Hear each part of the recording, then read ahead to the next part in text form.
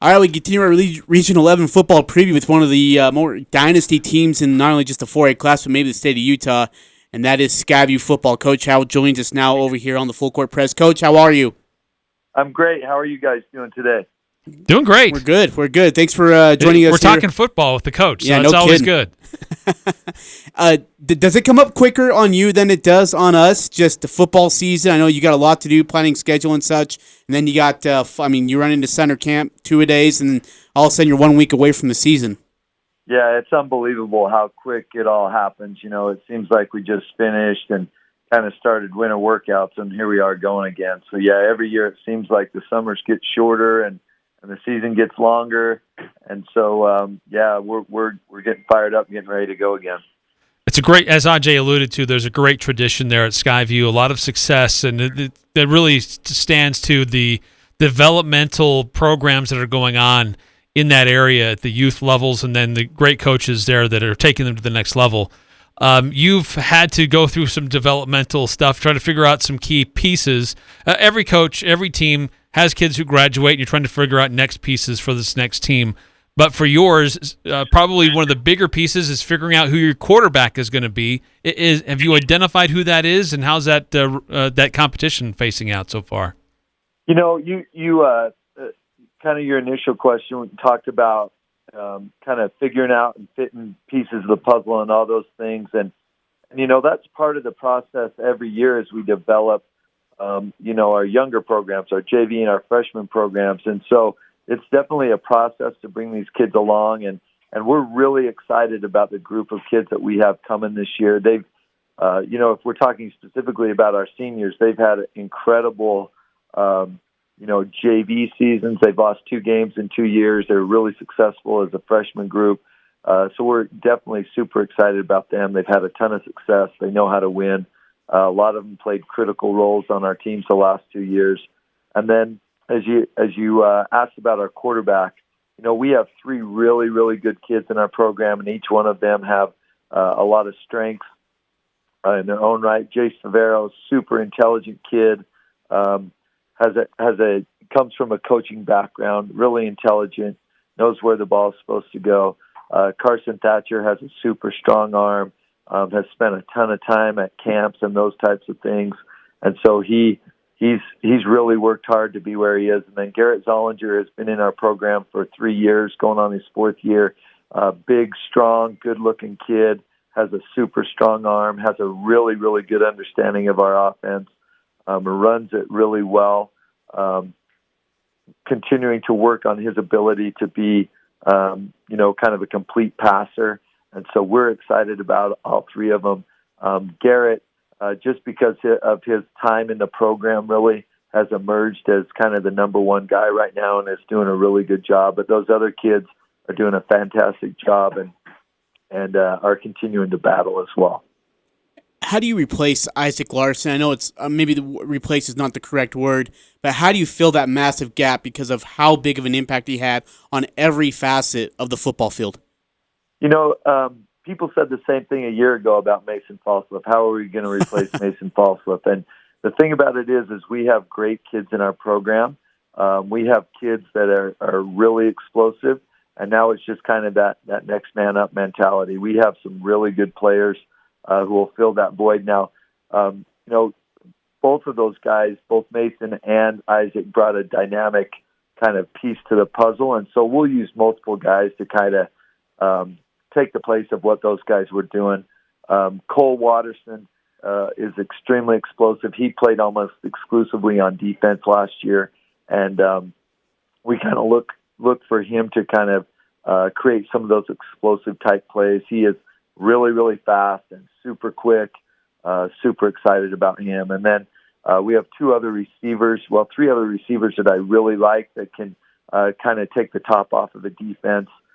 Davis Hall is really good, played a ton at our nickel last year. Jackson Sundstrom, big, strong kid who has great ball skills. Love what he's doing. And then Brooks Rigby has really emerged as a junior. He's about 6'3", can really jump, and it has, he was kind of, I wouldn't say a late bloomer, but kind of like a baby giraffe for his freshman and sophomore years, and now he's just kind of grown into that body and really excited about what he's going to be able to do for us this year. Coach Chris Howell, head coach of the Skyview Bobcats, getting ready for their football season opener next week. And, Coach, we talk about players and positions and kind of filling holes. It seems like you don't have as many holes to fill defensively. It seems like a lot of the guys that played key roles defensively are back this year. Is your defense going to be the strength of your team this year, or is it still going to be pretty balanced?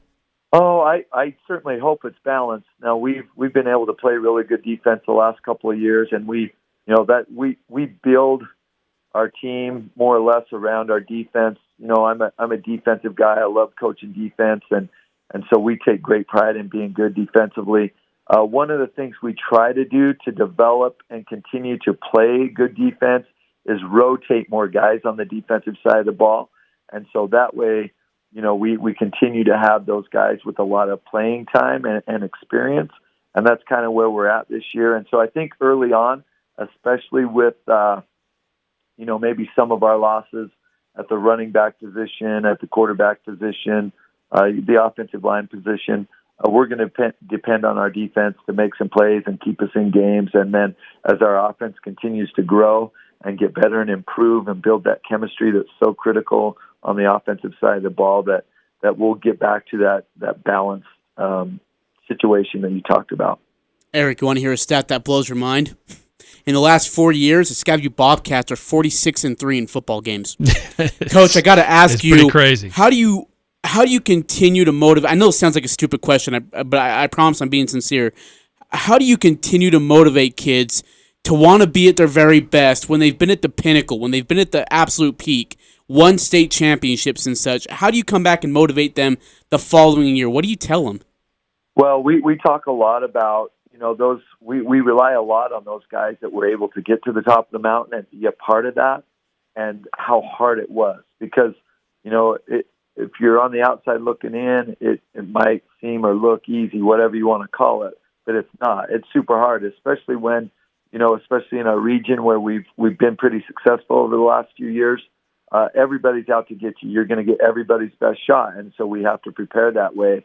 And we make sure as a coaching staff and as a leadership group, we make sure that we remind kids all the time that we have a target on our back, that if we don't give our best effort, if we don't, play and practice with a growth mindset, that we're going to get beat and get beat a lot. And so we continue to push that way. And then the other thing that I would say is that because of, the results we've had the last couple of years, the expectation level is extremely high. And so the culture that exists within our program kind of drives the way we practice and hopefully the way that we perform. Coach, looking at your schedule, you open up the season next Friday hosting Harriman, 6A school, and then you got a couple other 5A schools on your schedule. You got a trip up to Idaho. Just generally, we've been asking some of the coaches your philosophy about the non-region games that you get to schedule.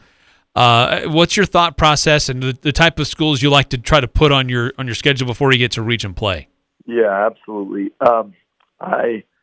I believe very strongly in not scheduling any cupcakes. We want to use, even though, so now with the RPI, every game counts. They all count the same, and so we are building ourselves for the playoffs. And so we scheduled. It was kind of one of those years where it was time for us to reschedule and bring in some new teams and some of those things. And to be honest with you, there's not a lot of teams that are super excited about playing us, in our classification or a classification above us. And so we went out and found teams that we feel like will help make us better and that will really push our team and get us to practice and perform hopefully at a very high level. If you look at both Harriman and Mountain Ridge, basically Mountain Ridge is an offshoot or a new school that broke off from Harriman. They're both 6A schools. They're going to be really tough just based off of the depth that they're going to have, and especially Coach Pierce at Harriman High School has had a ton of success and will really challenge us schematically and with the guys that they have.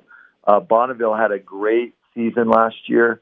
They have really, really good athletes. Will be at their place, so that makes that difficult. And then Rigby lost in the championship last year, won it the year before. We watched them play Box Elder the week before us last year up in Rexburg, and they beat Box Elder 50-0, and they might have been the best team that we saw play all year. They'll give us a challenge like we haven't had in a while. And so our preseason is brutal.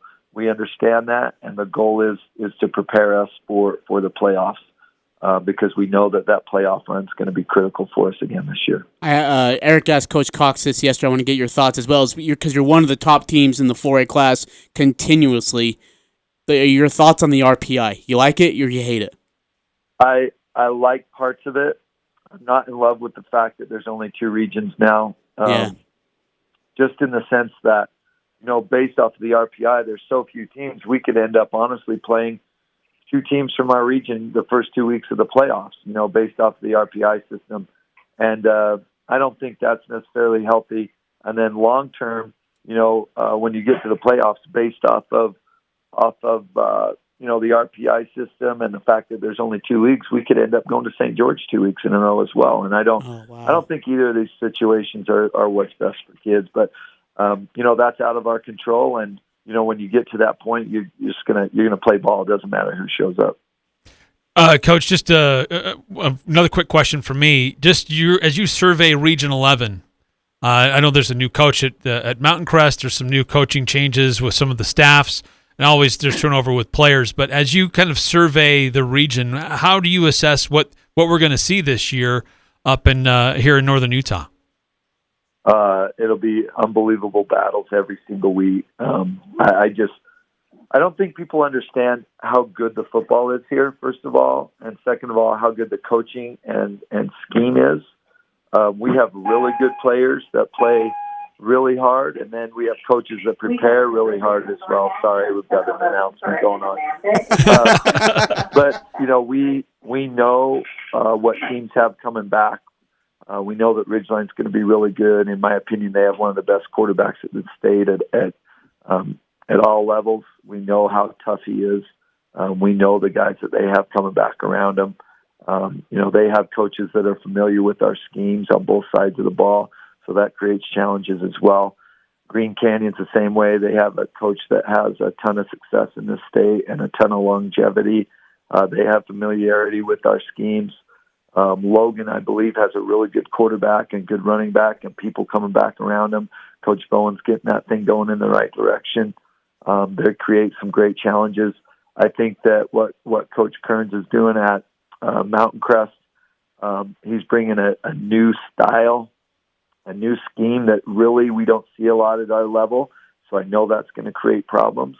And then Bear River is always, those Bear River kids remind me a lot of my time in Wyoming and the toughness and grit that they play with. Every single week, regardless of record, teams are going to bring their best effort and play really, really hard. They get ready for a big date on September 17th, Skyview and Ridgeline. That's in Smithville. We'll all be looking forward to that one. Coach Howell, thank you so much for your time. Greatly appreciate you. Good luck through the season, and please stay healthy. Absolutely. Thank you. We appreciate all you guys do to provide great opportunities for our kids in the Valley.